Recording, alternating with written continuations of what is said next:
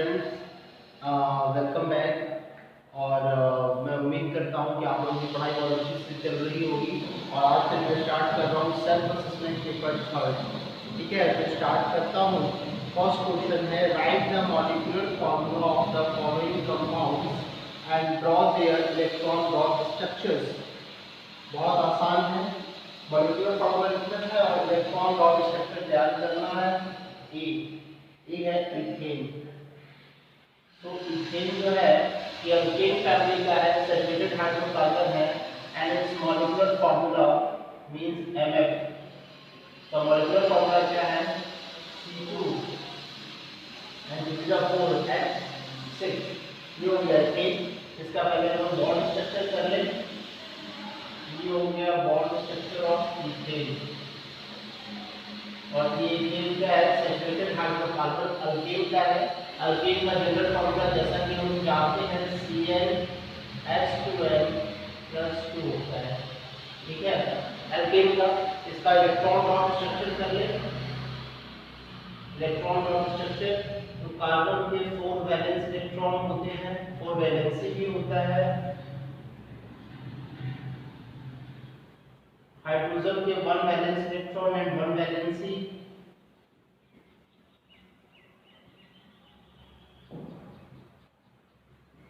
Hydrogen को क्या करना होता है? कंप्लीट अपना ड्यूप्लेट कंप्लीट करना होता है।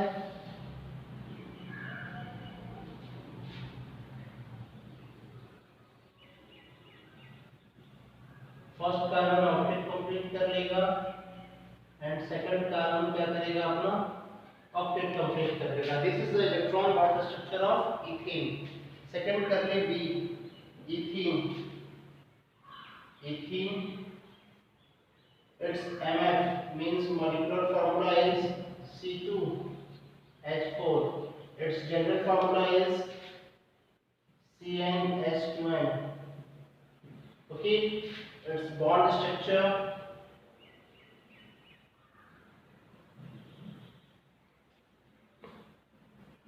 this is a unsaturated hydrocarbon. This is due to presence of multiple bond between carbon atoms.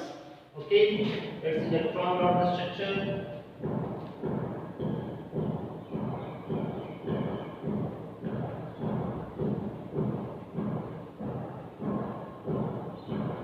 the electron dot structure of ethene.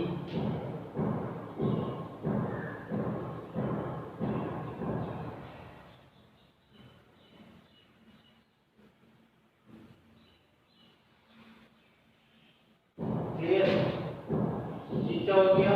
This is unsaturated hydrocarbon, unsaturated, and ऊपर वाला क्या है? Saturated hydrocarbon. Clear? Next question is question number 2. Element have been arranged in the following sequence on the basis of their increasing atomic masses.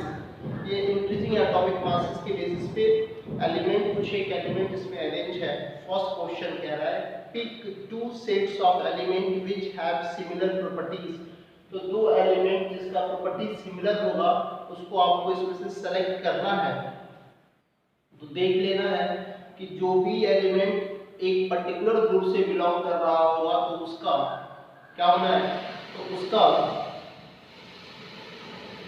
जो है वो properties जो है वो क्या होगा?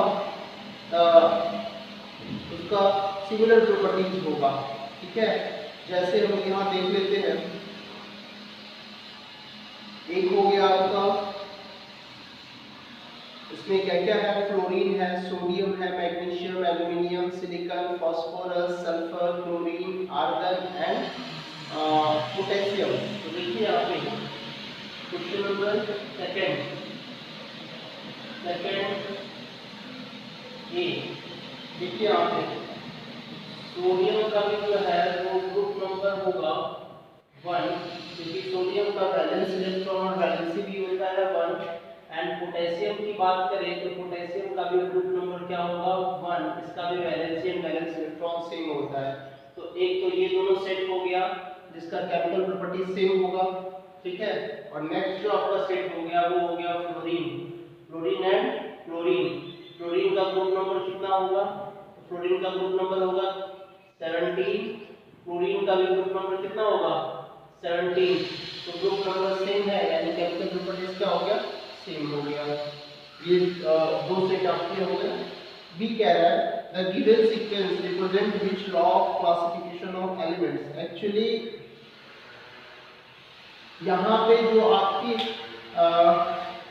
एलिमेंट्स है वो increasing order of atomic masses, atomic mass में बढ़ते क्रम में इसको अरेंज किया गया है, ठीक है, बढ़ते क्रम में अरेंज किया गया है, ठीक है।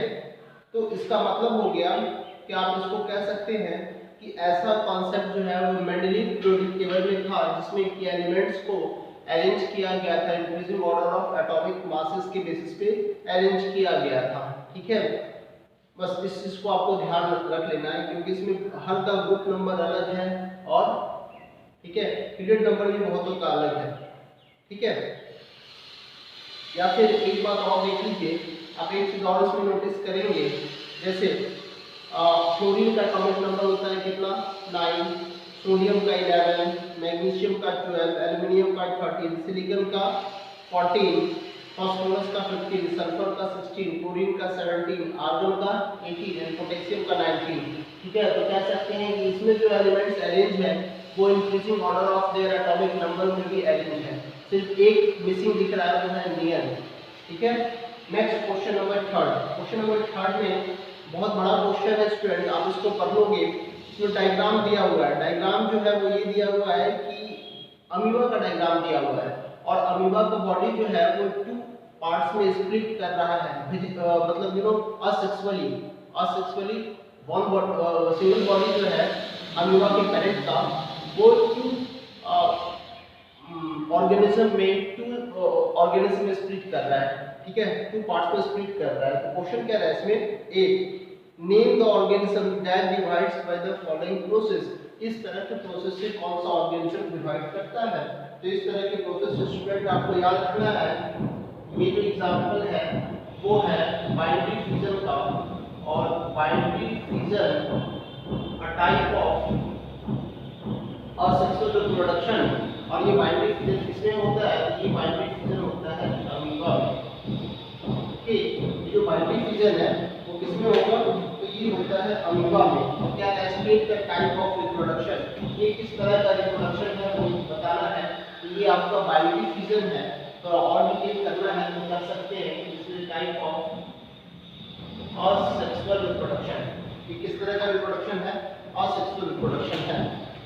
Second B how the above process is different from multiple fission. ये जो प्रोसेस है बाइनरी फ्यूजन का, ये अमीबा में दिखता है, वो मल्टीपल फ्यूजन से डिफरेंट क्यों है?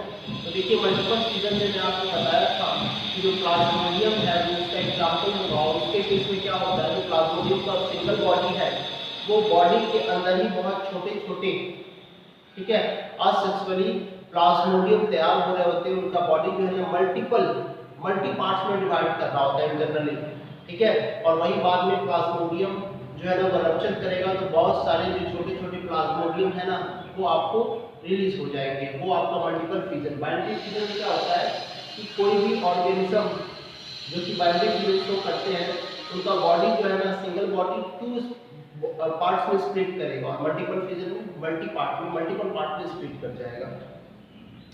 4 in biology class a teacher taught his student about male reproductive part. Next question है he taught that tail, उन्होंने टेल के बारे में बताया, रिप्रोडक्शन मेल रिप्रोडक्टिव पार्ट वगैरह पढ़ा रहे थे तो टेल के बारे में बताया। A what is the role of the long tail. Actually ये टेल कहाँ होता है ना, ये टेल जो होता है वो होता है स्पर्म सेल में। ये जो टेल होता है ये होता है कहाँ? तो ये होता है स्पर्म सेल में, वो भी कौन सा? तो स्पर्म सेल यानी मेल गैमेट में। एक्चुअली ये टेल जो है ना वो मोटिलिटी मतलब मूव करने की जो एबिलिटी होती है स्पर्म सेल की, ठीक है, जिससे कि वो मूव करता हुआ जब वो पेनिस के यूरेथ्रा से रिलीज होता है, ठीक है, वेजाइना में, तो वहां वेजाइना से मूव करता हुआ सर्विक्स, सर्विक्स से यूटेरस और यूटेरस से चला जाता है फैलोपियन ट्यूब जहां उसका फर्टिलाइजेशन होना है। ठीक है, तो टेल हेल्प करता है motility of the sperm cell. ठीक है, motility of the sperm cell, sperm cell के मोटिलिटी में हेल्प करता होता है। बी क्वेश्चन है, how are the sperms delivered from the site of their production. समझिएगा, जो स्पर्म है वो कहाँ प्रोड्यूस होता है? तो स्पर्म जो होता है वो प्रोड्यूस होता है मेल की टेस्टिस में। ठीक है, टेस्टिस से वो कहाँ जाएगा? टेस्टिस से जाएगा वो वास डिफरेंस, ठीक है, वास डिफरेंस से वो कहाँ जाएगा? तो वास डिफरेंस से वो डायरेक्ट जो है यूरेथ्रा चला जाएगा, यूरेथ्रा चला जाएगा। ठीक है, कहाँ से होते हुए? तो बीच में कुछ और भी मिलते हैं, सेमिनल वेसिकल वगैरह मिलेंगे जो अपना सीक्रेट्स को रिलीज कर देगा। प्रोस्टेट ग्लैंड भी मिलेगा, प्रोस्टेट ग्लैंड्स भी मिलेंगे, ये भी अपना सीक्रेट्स को रिलीज कर देगा। अब ये यूरेथ्रा से जो है, ठीक है, तो बस इस तरह से फिर जो है वो फीमेल रिप्रोडक्टिव ट्रैक्ट में उसको रिलीज कर दिया जाएगा और रिलीज करने के बाद वहां से फिर ये मूव करता हुआ फैलोपियन ट्यूब पे पहुंच जाएगा जहां इसका फर्टिलाइजेशन होना है। नेक्स्ट बात कर रहे हैं question number 5। In an experiment, Mendel obtained 1014 plants, out of which 787 were having round seeds and 227 had wrinkled seed in F2 generation. Actually ये जो क्वेश्चन है वो हेरिडिटी का है, जिसमें आप सबों को इस बात की जानकारी है कि मेंडल सर ने अपना जो भी कॉन्सेप्ट दिया हेरिडिटी इनहेरिटेंस से रिलेटेड, वो कॉन्सेप्ट उन्होंने दिया किस आधार पे? तो उन्होंने क्या किया था, जॉर्ज मेंडल सर ने पाइसन सेटिफम गार्डन ट्री प्लांट का उसने एक्सपेरिमेंट किया था और उसके बेसिस पे उन्होंने अपना कॉन्सेप्ट दिया। तो इसमें क्या है, क्वेश्चन नंबर 5A ये कह रहा है कि मेंडल सर ने एक एक्सपेरिमेंट किया और जिसमें कि टोटल जो ऑफस्प्रिंग है यानी प्लांट्स के ऑफस्प्रिंग्स जो है वो कितने हैं? 1014। ठीक है, और इसमें आउट ऑफ 1014 787 वन वो क्या थे? 787 जो थे वो थे राउंड सीड के। ठीक है, वो थे किसके? राउंड सीड वाले। और जो बाकी जो बच गए 227, ठीक है, वो थे क्या? वो थे रिंकल्ड सीड वाले, रिंकल्ड सीड वाले।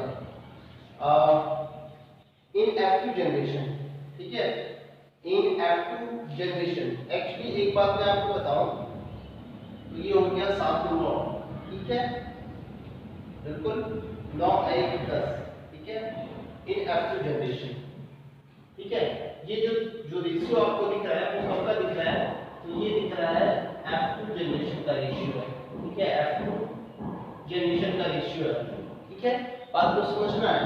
तो इसका मतलब ये फिनोटाइपिक रेशियो दिया हुआ है, phenotypic ratio of monohybrid cross of monohybrid means monohybrid इसका आंसर है सिंगल ट्रेट को लिया गया है और ये रेशियो कैसा है? ये रेशियो है 3:1।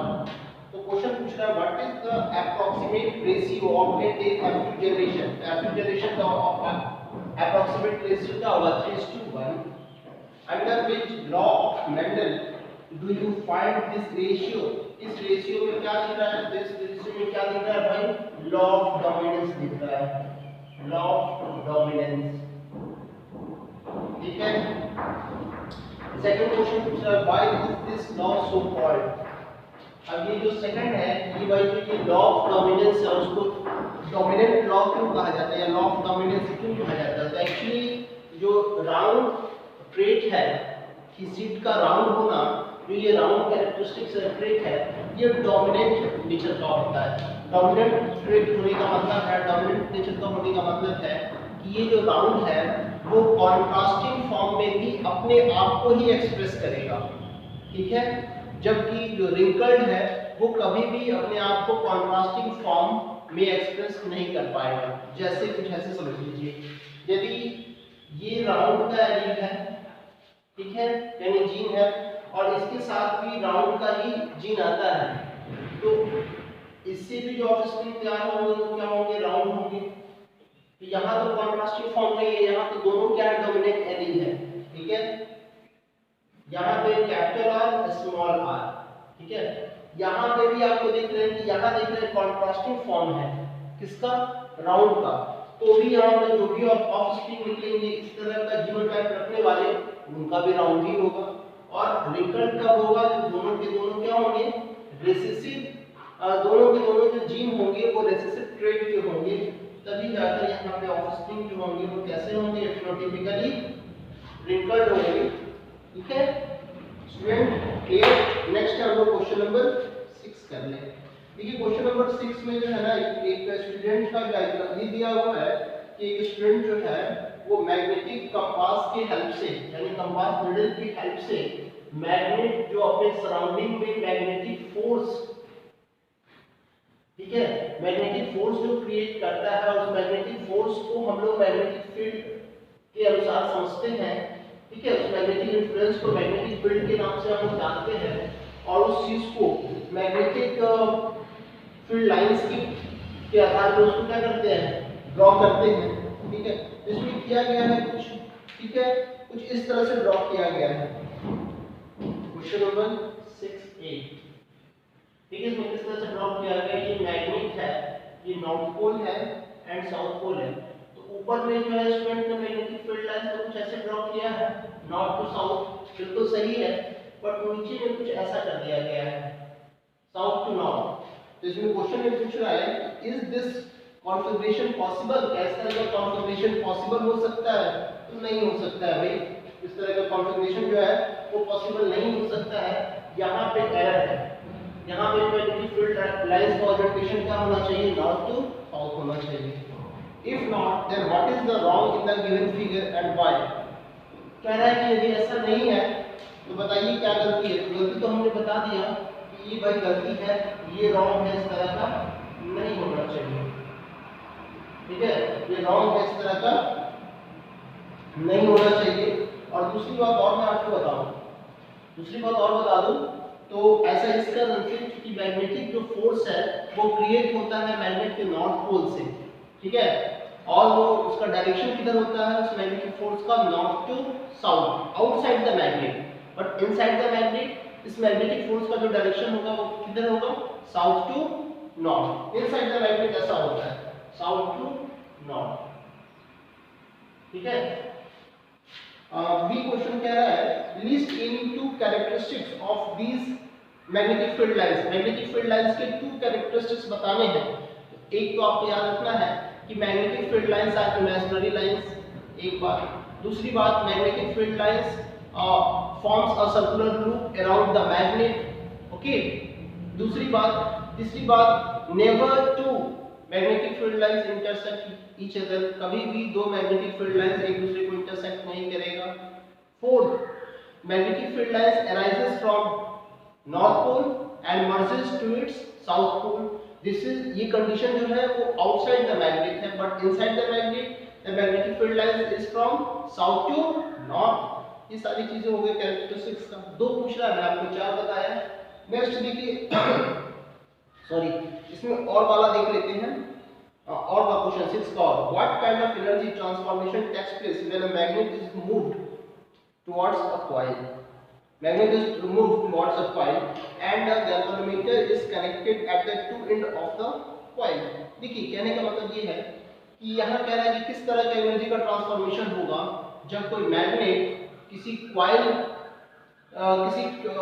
किसी कॉइल के टुवर्ड्स, कॉइल की ओर मूव करेगा, और उस कॉइल में जो है वो गैल्वेनोमीटर लगा है, ठीक है।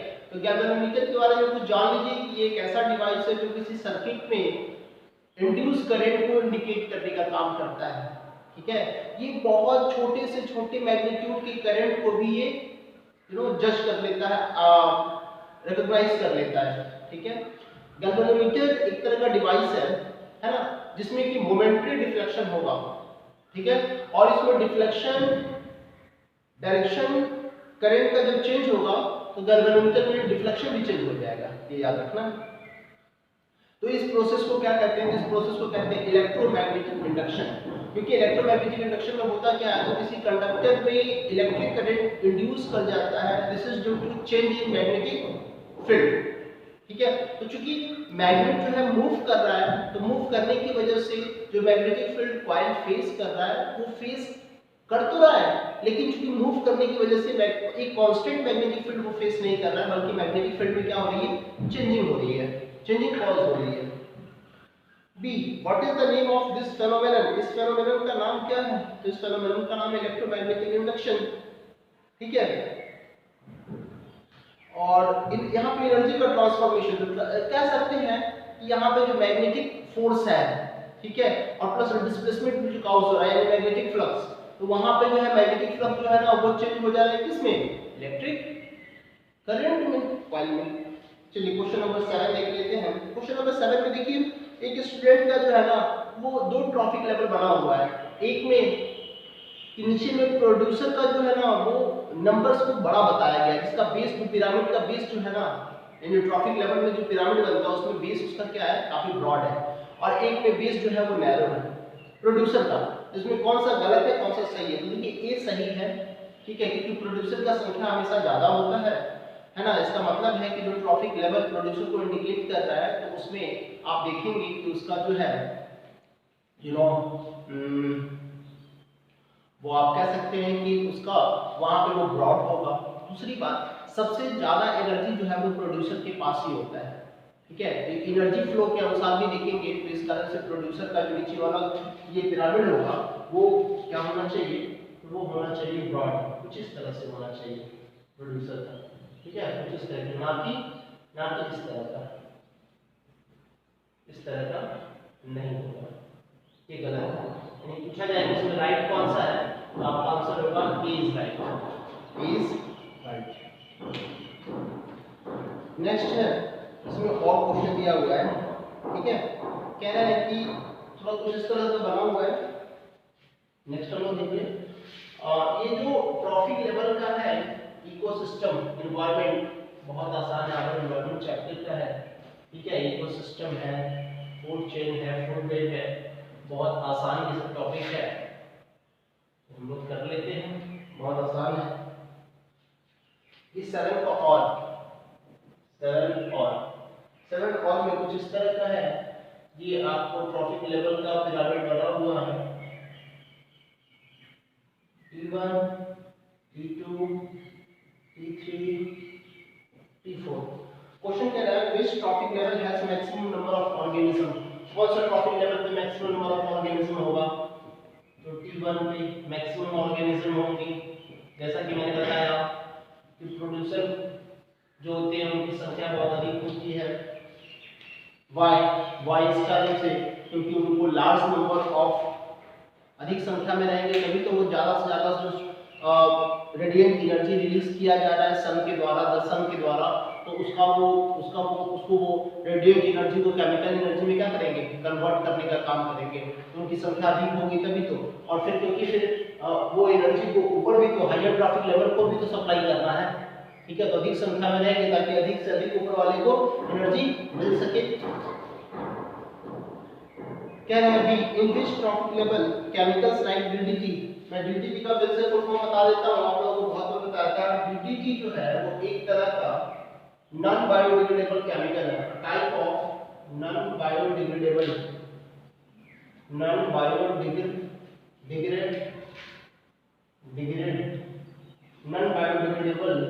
केमिकल है।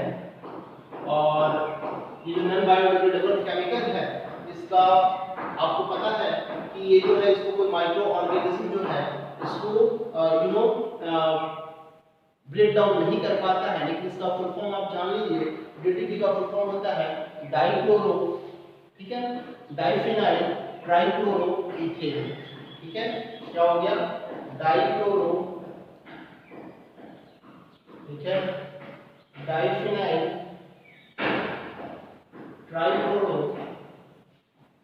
ट्राइक्लोरो इथेन, ठीक है। स्टैंडर्ड में इसका फुल फॉर्म नहीं पूछेगा, लेकिन आपको जान लेना चाहिए और मैं बहुत मल्टी टाइम्स आपको बताया हुआ हूँ। तो इसका कंसंट्रेशन सबसे ज्यादा कहाँ होगा? इसका कंसंट्रेशन जो है वो सबसे ज्यादा P4 में होगा। ठीक है, सेक्शन बी देख लेते हैं स्टूडेंट। सेक्शन बी बहुत आसान है, मतलब सारा क्वेश्चन तो आसान ही है, ऐसा क्या है कि सेक्शन बी ही आसान है, सारे क्वेश्चन बहुत आसान है। ठीक है, एक्चुअली क्वेश्चन आसान नहीं है, अब आप लोगों का कॉन्सेप्ट क्लियर हो चुका है तो सब कुछ आसान लगेगा ही। यहाँ पे x एक एलिमेंट दिया हुआ है जिसका कि एटॉमिक नंबर को हम z सिंबल से रिप्रेजेंट करते हैं और इसका एटॉमिक नंबर है 17, और एक y जो है वो एलिमेंट दिया हुआ है और इसका एटॉमिक नंबर है 20। तो कह रहा है कि इससे डाइवैलेंट हैलाइड बनेगा, ऑब्वियसली बनेगा। इसकी वैलेंसी कितनी है x की भाई? तो x की वैलेंसी है 1 और y की वैलेंसी कितनी है? y की वैलेंसी है 2। तो ठीक है, जो कंपाउंड बनेगा तो इसका हो गया क्या? y हो गया, ठीक है, इसका 1 और y का कितना हो गया? 2। क्रिस क्रॉस बनेगा। अब देखिए कि डाइवैलेंट हैलाइड बन रहा है कि नहीं बन रहा है? H2Y, ठीक है, डाइवैलेंट हैलाइड हो गया। क्योंकि ये आपको समझ में आ ही रहा है कि ये जो X है वो हैलोजन है और Y क्या है? कैल्शियम है। ठीक है, X क्या है? हैलोजन, ये हो गया हैलोजन, हैलोजन मेंबर है, और Y क्या हो गया? तो ये आपको जो है ग्रुप 2 का मेंबर है, ये हो गया ग्रुप 17, ये हो गया ग्रुप 17, और ये क्या हो गया? ग्रुप 2 का मेंबर है। और इसको आप आइडेंटिफाई भी करना चाहेंगे तो कैल्शियम हो गया, और इसको आप आइडेंटिफाई करना चाहेंगे तो ये क्या हो गया? क्लोरीन हो गया। ठीक है, तो फॉर्मूला ऐसे बना लीजिए y, ठीक है, x2 ये हो गया। क्या रहा है? Where in the periodic table are element x and y placed. तो मैं तो सब पता ही दिया हूं कि x जो है वो कहां प्लेस होगा भाई? ये हैलोजन का मेंबर है ग्रुप 17 का, ग्रुप 17 में x प्रेजेंट होगा। y कहां होगा? तो ये ग्रुप 2 का मेंबर है क्योंकि इसका वैलेंसी हो रहा है 2, तो ये ग्रुप 2 में प्रेजेंट होगा। बी कह रहा है classify x and y as metal and non metal. बहुत आसान है, मैं तो सब कुछ मेंशन ही कर दिया हूं स्टूडेंट। तो इसमें जो है देखिए ध्यान से, y क्या हो गया? मेटल, ठीक है, और x क्या हो गया? नॉन मेटल, नॉन मेटल हो गया।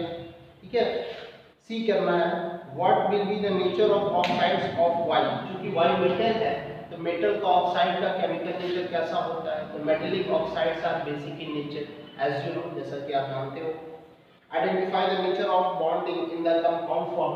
अब देखिए यहाँ पे जो कंपाउंड फॉर्म हुआ है, ठीक है, चाहे वो यहाँ पे कंपाउंड का पूछे या क्वेश्चन में पूछ रहा है कि nature of oxides of element y, तो y का, तो y जो है यदि यहाँ देखिए y जो है इसका भी वैलेंसी हो गया, इसका चार्ज हो गया +2, ऑक्सीजन का होता है -2, तो क्रिस क्रॉस करेंगे तो इस तरह से कैंसिल होके क्या बन जाएगा? y। ये आप लोगों को दिख रहा होगा।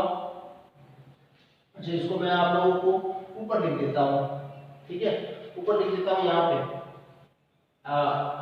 y के ऊपर चार्ज कितना हो गया? क्योंकि y मेटल है, कैल्शियम है +2 और ऑक्सीजन का -2, ठीक है, क्रिस क्रॉस करेंगे तो बन जाएगा y। ठीक है, मेटल एंड नॉन मेटल। और देखिए हमेशा ध्यान रखना है कि मेटल नॉन मेटल के बीच में जो बॉन्ड बनता है वो कैसा होता है? मेटल प्लस नॉन मेटल जो बॉन्ड बनता है तो ये बॉन्ड के बीच में कैसा होगा? आयनिक बॉन्ड होगा। ठीक है, और इस तरह के कंपाउंड को क्या कहेंगे हम लोग? आयनिक कंपाउंड कहेंगे। ठीक है, आयनिक कंपाउंड कहेंगे। ध्यान से देख लीजिए, इधर वो इसके बीच में भी पूछा जाए स्टूडेंट तो आप यही कहेंगे, यहाँ पे भी पूछा जाएगा तो यहाँ पे भी मेटल नॉन मेटल के बीच में बॉन्ड बन रहा है तो ऑब्वियसली वो आयनिक बॉन्ड होगा, और आयनिक बॉन्ड प्रेजेंट होता है आयनिक कंपाउंड्स में। That's all. नेक्स्ट है क्वेश्चन नंबर 9। क्वेश्चन नंबर 9 में आप पैसेज को स्टडी कर लेंगे और इससे रिलेटेड जो क्वेश्चन है वो मैं डिस्कस करता हूँ। What is the difference between two consecutive members in a homologous series in alkane in terms of. देखिए ध्यान से देखना है, बहुत आसान है सर।